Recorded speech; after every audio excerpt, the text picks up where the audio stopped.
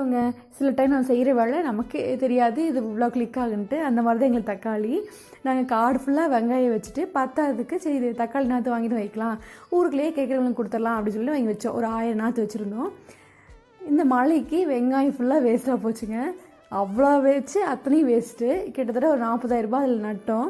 ஆனால் 1000 நாற்று வச்சு தக்காளி நிஜமாகவே எங்களுக்கு நல்லா லாபங்க. இதுக்கு பெருசாக நாங்கள் எதுவுமே பண்ணல, புல் மட்டும் தான் பிடிங்கிட்டோம். அப்புறம் ஒரு டைம் மழைக்கு எல்லா காயுமே அழுகிடுச்சு, அதுக்கு மட்டும் ஒரு மருந்து அடித்தோம், அவ்வளோதாங்க. மற்றபடிக்கு நல்ல விலை 30 ரூபாயிலேருந்து ஸ்டார்ட் ஆகி 40, 50, 60 மறுபடியும் குறைஞ்சிது. இப்போ 60 ரூபா, இந்த வீக் 60 ரூபா வரைக்கும் விற்குது. நிஜமாகவே எனக்கு லாபமாக தோணுச்சு. தக்காளி கார்த்திகை மார்கழி தைக்கு விற்கிற அளவுக்கு வந்துருச்சுன்னா நல்ல காசு பார்க்கலான்னு எனக்கு தோணுதுங்க.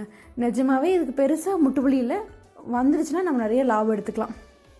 நாங்களும் போயிட்டு பறிச்சுட்டு ஃபுல்லாக ஓஞ்சிருச்சுங்க. எங்களுக்கு ரெண்டு அந்த பிளாஸ்டிக் பக்கெட் தான் நம்புவோம். அது மட்டும் பறிச்சுட்டு நாங்கள் வந்துட்டோம்.